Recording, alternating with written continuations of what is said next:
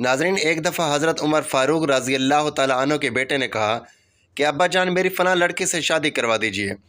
تو حضرت عمر اٹھے اور اس لڑکی کے گھر روانہ ہوئے۔ جب گھر کے دروازے پر پہنچے تو اندر سے ایک آواز سنائی دی۔ حضرت عمر نے جب یہ بات سنی تو اس کے ہوش اڑ گئے۔ اس لڑکی کی ماں اسے کہہ رہی تھی کہ بیٹی ہمیں بسم اللہ الرحمن الرحیم۔ ناظرین، حضرت عمر فاروق رضی اللہ تعالیٰ عنہ کے دور خلافت کے ہر پہلو میں ہمارے لیے ایک بہترین سبق ہے۔ ہر معاملے میں خلفائے راشدین اپنے آپ کو جواب دہ اور ذمہ دار سمجھتے تھے اور رعایا کی ہر ضرورت کا خیال رکھتے تھے۔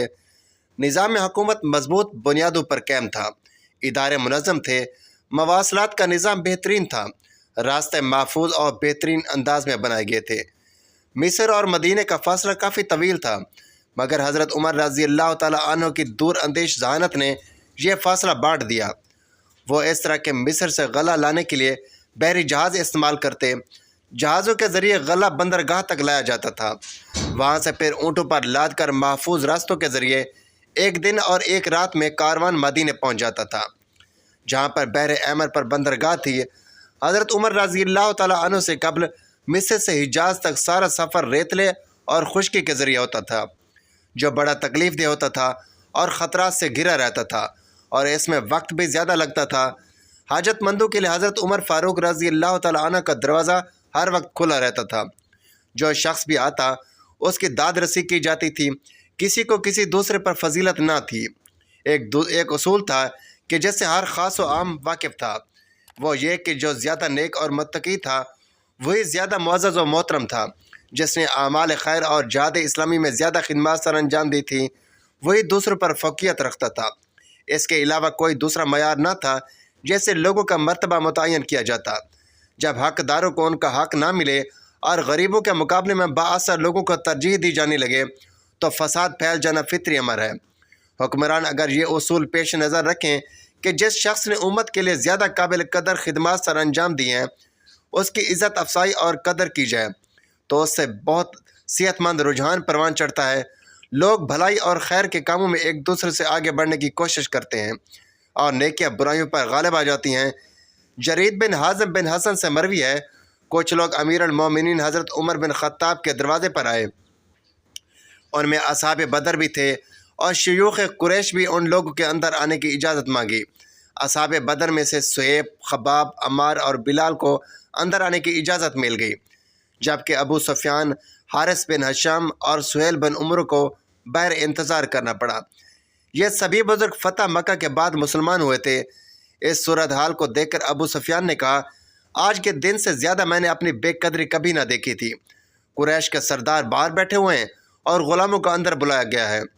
یہ سن کر سہیل بن عمر نے کہا، اے سرداران قریش، میں نے آپ کے چہروں پر ناراضگی کے آثار دیکھ لیے ہیں، اگر غصہ کرنا ہے تو اپنے آپ پر کریں۔ سارے لوگوں کے سامنے اسلام کی دعوت پیش کی گئی تھی اور آپ کو بھی مخاطب کیا گیا تھا۔ وہ لوگ جلدی سے آگے بڑھے اور آپ پیچھے رہ گئے۔ آپ کو اس دروازے سے آنے کا پہلے گزرنا ناگوار گزر رہا ہے۔ خدا کی قسم یہ تو کوئی بات نہیں، وہ تو اپنے درجات کی بلندی میں آپ سے اتنے آگے بڑھ گئے ہیں کہ اگر آپ اس کا احساس کریں تو اپنی محرومی پر کافی افسوس ملتے رہ جائیں۔ پھر مزید کہا، اے لوگو، یہ سب اللہ کی راہ میں جہاد اور سبقت اسلام کی وجہ سے آپ سے آگے بڑھ گئے ہیں۔ اب آپ کے لیے ایک ہی راستہ ہے کہ ترقی یا مفاد کر سکیں اور وہ جہاد کا راستہ ہے۔ شاید اللہ تعالیٰ آپ کو شہادت کا رتبہ عطا کر کے آپ کے درجات بلند فرما دیں۔ حضرت سہیل اس کے بعد اسلامی لشکروں کے ساتھ شام میں شامل ہو گئے اور میدان جہاد میں شہادت پائی۔ جنید بن حازم بن حسن ان کے بارے میں درج ذیل واقعہ بیان کرتے ہوئے کہتے ہیں کہ اللہ کی قسم، سہیل نے سچ کہا، جب بندہ اللہ کی طرف تیزی سے آگے بڑھ جاتا ہے تو ان کا معیار بھی اتنی تیزی سے بلند ہوتا ہے۔ کسی شخص کے قرب اور دوری اور تقدیم و تاخیر کے لیے یہ معیار قائم ہو جائے تو سمجھے کہ معاشرہ ٹھیک سمت میں جا رہا ہے۔ اگر کسی کا ذاتی جاہ و جلال، مادی قوت اور گروہ بندی ہی امتیاز کی وجہ بن جائے تو یہ کھلے بگاڑ کا راستہ ہے۔ اصل چیز کردار اور اعمال صالح ہیں، نہ کہ حسب و نسب اور ٹھاٹ باٹ۔ قرآن میں فرمایا گیا ہے، جب کسی نے ذرا برابر نیکی کی وہ اسے دیکھ لے گا، اور جس کسی نے ذرا برابر برائی کی وہ بھی اسے دیکھ لے گا۔ ایک مرتبہ حضرت عمر فاروق رضی اللہ تعالیٰ عنہ خود رجسٹر اٹھائے بنو خزایا کے پاس پہنچے اور ان کے وظیفے انہیں دیتے ہوئے فرمایا یہ ان کا حق ہے، انہیں اپنا یہ حق وصول کر کے اتنی خوشی نہیں ہوگی جتنی مجھے ادا کر کے ہو رہی ہے۔ تم لوگ میری تعریف نہ کرو، میں نے کون سا تیر مارا ہے، بس اپنا فرض ادا کیا ہے۔ یہ عظمت کردار کہاں مل سکتی ہے؟ سربراہ مملکت اپنی پشت پر سامان لادے لوگوں تک پہنچاتا ہے، مگر نہ کوئی اعلان ہوتا ہے، نہ تشہیر، نہ کوئی سیاسی پروٹوکولز اور نہ سیکورٹی۔ وہ اللہ کے سامنے حاضر اور جواب دہ کے احساس سے مالا مال تھے۔ انہیں معلوم تھا کہ بندوں کے معاملے میں اللہ نے ان پر کیا کچھ واجب کر رکھا ہے۔ آج صورتحال یہ ہے کہ بیچارے حقدار پوری زندگی اپنے جائز حقوق کے حصول کے لیے عدالتوں اور کورٹ کچہریوں کے چکر لگاتے اور مارے مارے پھرتے ہیں، مگر اکثر لوگوں کے حصے میں محرومی کے سوا کچھ نہیں آتا۔ حکومتی اداروں کو چلانے والوں کے دلوں میں اگر خوف خدا پیدا ہو جائے تو ہر حقدار کو اس کا حق مل سکتا ہے، مگر ایسا نہیں ہوتا، کیونکہ اس کا جواب آسان ہے کہ اگر خدا کا خوف دل میں پیدا ہو جائے تو یہ سب ممکن ہے، مگر اس کا اظہار کوئی نہیں کر سکتا۔ حضرت عمر فاروق رضی اللہ تعالیٰ عنہ سخت مزاج بھی تھے، مگر ساتھ ہی نرم دل بھی تھے۔ جہاں سختی کی ضرورت ہوتی وہاں سختی کرتے، اور جہاں نرمی کا موقع محل ہوتا وہاں آپ نرم دلی کا مظاہرہ کرتے تھے۔ ایک مرتبہ ایک نوجوان غیر شادی شدہ جوڑا زنا میں پکڑا گیا۔ آپ نے لڑکے لڑکی دونوں پر حد تعزیانہ جاری کی اور اس میں بالکل نرمی نہ دکھائی۔ حد جاری ہو چکی تھی تو آپ نے ان سے کہا آپس میں شادی کر لو، مگر لڑکے نے انکار کر دیا۔ آپ نے اس کے انکار پر برا نہ مانا۔ حدود اللہ کا قیام اللہ کا حق ہے جس میں کوئی کمی بیشی قابل قبول نہیں، اور افراد کی شخصی آزادی ان کا بنیادی حق ہے جس پر کوئی پابندی نہیں لگائی جا سکتی۔ آج برائی پھیل چکی ہے۔ ان حالات میں مسلمان لڑکیوں کو اپنی عزت و عفت کی حفاظت کے لیے خود بیدار اور محتاط رہنا چاہیے۔ شیطان انسان کا کھلا دشمن ہے اور ہر وقت انسان کو برائی کی طرف بہکاتا رہتا ہے۔ ان کے نزدیک کسی کی عزت اور شرف کا کوئی تقدس اور حرمت نہیں ہے۔ افسوس کہ انسانوں کو یہ بات یاد نہیں ہے۔ اللہ تعالیٰ ہر شخص کے ہر عمل سے باخبر ہے۔ اس کے سامنے حاضری کے دن سب کو اپنے اعمال کا پورا بدلہ مل جائے گا۔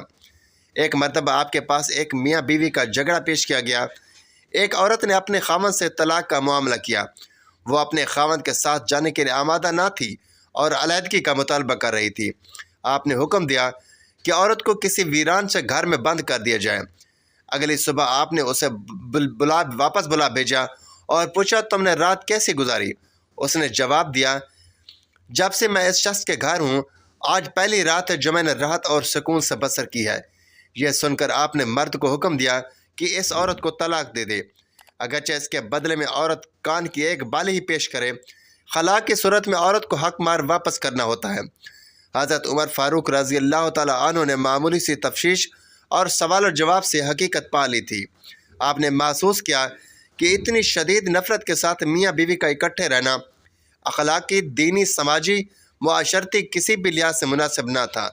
دین اسلام نے طلاق کو ناپسندیدہ عمل قرار دیا ہے، مگر جہاں میاں بیوی کا نباہ کسی صورت نہ ہو سکے وہاں آخری فیصلہ علیحدگی کا ہوتا ہے۔ آپ رضی اللہ تعالیٰ عنہ مسجد میں آتے تھے تو ہر جانب نظر ڈالتے تھے، نمازی کو بھی دیکھتے اور مسجد کی صفائی پر بھی توجہ فرماتے تھے۔ مسجد میں نماز ادا کرتے اور لوگوں کی تربیت کا اہتمام کرتے تھے۔ ایک دن مسجد میں تشریف فرما تھے کہ حجاز بن ایمن آئے۔ حضرت عمر رضی اللہ تعالیٰ عنہ نے حجاز کو نماز پڑھتے دیکھا اور نماز کے بعد فرمایا اپنی نماز لٹاؤ۔ پھر انہیں نماز پڑھنے کا صحیح طریقہ سمجھایا۔ نماز دین کا ستون ہے، اگر اسے درست نہ کیا جائے تو دین کی عمارت کیسے ٹھیک اور مضبوط ہوگی؟